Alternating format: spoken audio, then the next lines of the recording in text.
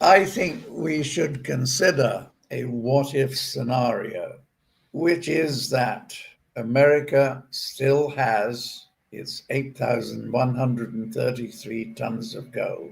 That gold may not all be in Fort Knox, but spread through military bases in America. And it's quite possible that America is adding to that US Treasury Reserve by buying more with a plan to double its holding to 16 odd thousand tons. But the time will come when actually they will open the vaults at Fort Knox and show everybody, look, here it is, all 16,000 tons. President Donald Trump and billionaire Elon Musk have raised concerns about the security of the gold reserves stored at Fort Knox in Kentucky. They have suggested that the gold may be missing or moved out of the country without providing substantial evidence, adding fuel to long-standing conspiracy theories.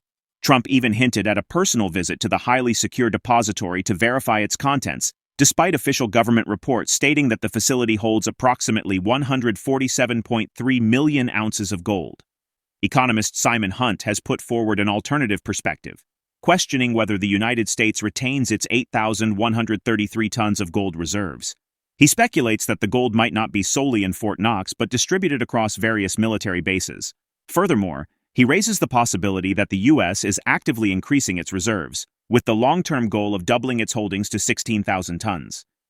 The idea that the gold reserves might be missing is not new. In the 1970s, financial advisor Peter Beater alleged that Fort Knox had been secretly emptied, leading to growing skepticism. The facility was made available for public viewing in 1974, but doubts persisted. More recently, former Congressman Ron Paul called for a full audit of the gold reserves due to concerns over government transparency. His son, Senator Rand Paul, has continued the effort, formally requesting an official audit from Treasury Secretary Scott Bessent. From a broader economic perspective, Hunt suggests that at some decisive moment, the U.S. government may choose to reveal the truth about its gold reserves. If his speculation is correct, this revelation would confirm the presence of the original reserves and unveil a significantly expanded stockpile of 16,000 tons. Whether this scenario will unfold remains uncertain, but the debate surrounding America's gold reserves continues to persist. Make sure to tune in for our expert analysis. Don't miss out on future content. Hit the subscribe button and turn on notifications to stay in the loop.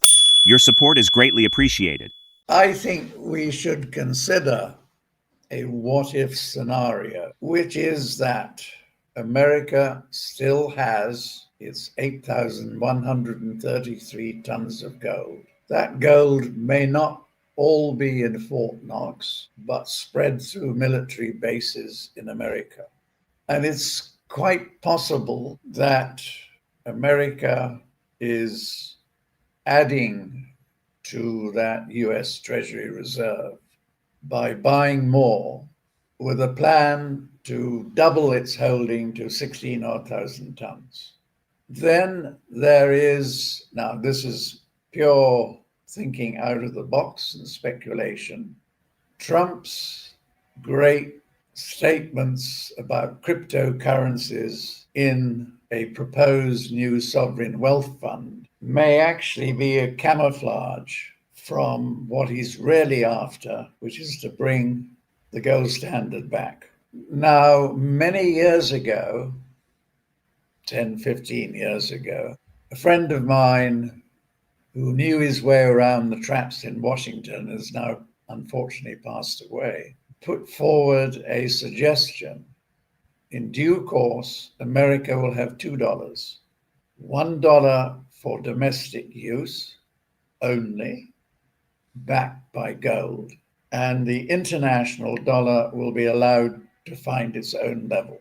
That's a way how America can inflate its foreign debt away.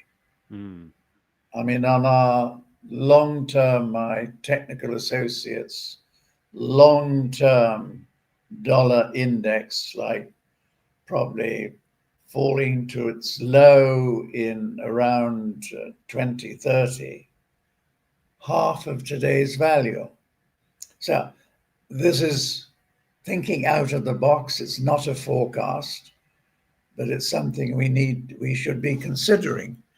because the consensus is that America doesn't have that gold, but there are a few people who say they do. But the time will come when actually they will open the vaults at Fort Knox and show everybody, look, here it is, all 16,000 tons. Despite ongoing withdrawals, the Bank of England remains the second largest custodian of gold in the world, following the New York Federal Reserve.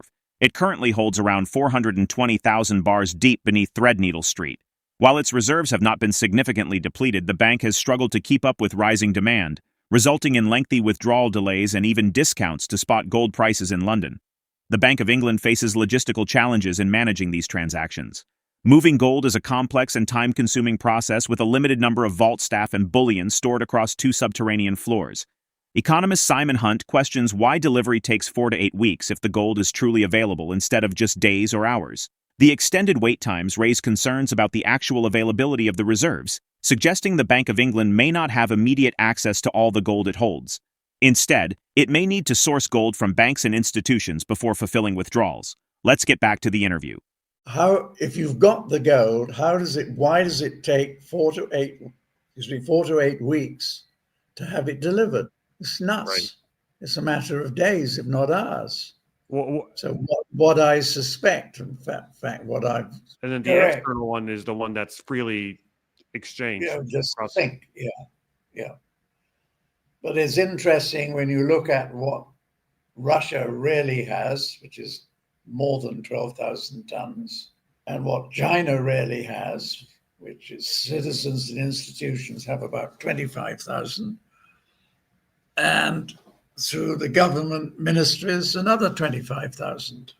I mean, I think there is an interesting scenario in which Chinese exporters park somewhere between $1 and $1.5 trillion US dollars in Hong Kong banks. What happens if Beijing says to them, bring that back into China? If they did that, you break the Hong Kong dollar pegged to the US dollar on the upside. And then maybe soon after, China announces our dollar is backed by the gold that our citizens own. What had happened before is virtually a peg between the Chinese currency and the Hong Kong dollar. So then the Hong Kong dollar is de facto backed by gold. And that becomes China's international currency, the Hong Kong dollar. Again, this is thinking out of the box.